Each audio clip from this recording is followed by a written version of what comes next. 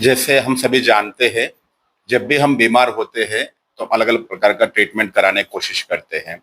सबसे पहला हमारी जो अटेम्प्ट रहता है वो एलोपैथी का रहता है, क्योंकि एलोपैथी सबसे इजी होता है। मगर एलोपैथी ट्रीटमेंट के अलावा तो हमें सदा निरोगी रखने के लिए हम अगर अपनी लाइफस्टाइल को नेचुरोपैथी से जोड़ेंगे तो हम कम बीमार बनेंगे और बीमारियों से बचने का भी, क्योंकि आजकल जो खाना पीना और हमारा जो केमिकल वाला खाना, पेस्टिसाइड वाला खाना होने के कारण से, लाइफस्टाइल खराब होने के कारण से बीमारियां ज्यादा हो रही हैं। तो इसलिए अगर हम नेचुरोपैथी एक लाइफस्टाइल है, नेचुरोपैथी ट्रीटमेंट नहीं है, तो नेचुरोपैथी एक लाइफस्टाइल है। तो इस लाइफस्टाइल को अपनाएंगे तो हम अपने आप रोगों से बच सकते हैं, जिसमें नेचुरोपैथी में सबसे पहला भोजन को ही मेडिसिन का रूप में दिया जाता है। अगर आप भोजन अच्छा करेंगे तो आपको कोई भी मेडिसिन लेने की जरूरत नहीं है।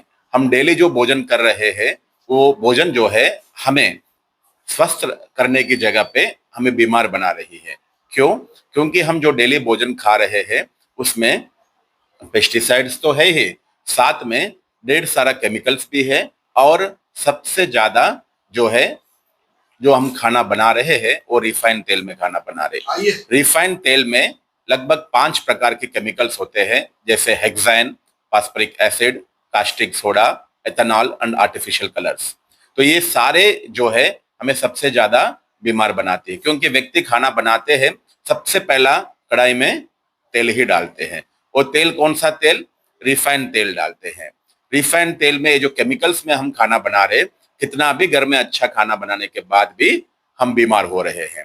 इसलिए सबसे पहला हमारा खाना बनाने की विधि में परिवर्तन आना चाहिए, वो है रिफाइंड तेल की जगह हमें शुद्ध गाने का तेल में खाना बनाना चाहिए और कम से कम तेल का इस्तेमाल करना चाहिए।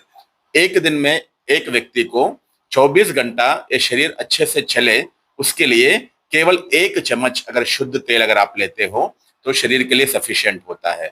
मगर हम जो डेली खाना बनाते हैं, जाने अनजाने में 3 टाइम, एक व्यक्ति जो खाना खाता है 3 टाइम मिला के जाना अनजाने में 10 चम्मच तेल ले रहा है, वो भी रिफाइंड तेल ले रहा है। जिस कारण से वो रिफाइंड तेल के अंदर का केमिकल्स को किडनी फिल्टर कर करके बाहर फेंकना पड़ता है, जिस कारण से आजकल ज्यादा किडनी फेल्योर का प्रॉब्लम्स हो रहा है। और ब्लॉकेजेस, जो हार्ट का ब्लॉकेजेस का कारण भी मेन कारण ही है रिफाइंड तेल। इसलिए सबसे पहला हमें हमारे जीवन से रिफाइंड तेल को निकाल के हमारा खाना शुद्ध तेल में, अर्थात पिसा हुआ तेल में खाना बनाकर खाना चाहिए, सबसे पहली बात। दूसरा गलत आदत है खाली पेट चाय पीना। खाली पेट चाय पीना जहर के बराबर है, क्योंकि जो चाय के अंदर 5 प्रकार का केमिकल्स होते हैं, खाली पेट जब शरीर में जाते हैं तो शरीर में एसिड्स बढ़ाती है। जब रात भर आपने खाना नहीं खाया तो आपका पेट एसिडिक है, और उसको आपने जब चाय पीते हैं तो और एसिडिक हो जाता है। तो आजकल इसलिए सबसे ज्यादा आप देखते हो गैस्ट्रो प्रॉब्लम, एसिडिक प्रॉब्लम्स सबसे ज्यादा हो रहे हैं। तो ये दोनों जो सबसे ज्यादा, जैसे एनिमी जिसे कहते हैं, शत्रु कहते हैं, मनुष्य का हेल्थ के लिए ये दो शत्रु के समान है। तो इसलिए सुबह सुबह हमें खाली पेट 3-4 ग्लास पानी पी के पेट को सफाई करना चाहिए, ना कि चाय पी के हमें बीमार होना चाहिए। उसके अलावा तीसरी बात है हमारा भोजन। हमारा भोजन संपूर्ण आहार हो, क्योंकि हम बीमार होते हैं उसका मुख्य कारण है, हम सभी जानते हैं, इम्यूनिटी पावर की कमी। हमारा इम्यूनिटी पावर किस लिए नहीं रहता है? हम अच्छा खाना खाने के बाद भी इम्यूनिटी पावर क्यों नहीं रहता है? कि हम जो डेली खाना खाते हैं उसमें कार्बोहाइड्रेट्स और प्रोटीन्स होते हैं, अर्थात जो रोटी दाल चावल हम ज्यादा खाते हैं, मगर हमारा शरीर को चाहिए होता है vitamin, minerals, carbohydrates, proteins, fibre. तो ये सभी चीजें केवल हमारा पका हुआ खाने में नहीं मिलता है। तो हमारा खाने में, एक दिन के खाने में ड्राई फ्रूट्स हो जिसमें सबसे ज्यादा विटामिन होते हैं, और दूसरा फ्रूट्स हो इसमें सबसे ज्यादा मिनरल्स होते हैं, कच्ची सब्जियां जरूर हो इसमें सबसे ज्यादा फाइबर होता है। ये तीनों चीजें हमारे भोजन में मिसिंग है। तो इसलिए इसका ऊपर विशेष अटेंशन रखें कि हमारा एक दिन की डाइट में ड्राई फ्रूट्स भी हो, फ्रूट्स भी हो, कच्ची सब्जियां भी हो, दाल रोटी चावल हो। ये तीसरी बात है। और चौथी बात है डेली जरूर आधा घंटा पैदल या व्यायाम जरूर करें। और पांचवा है मेडिटेशन।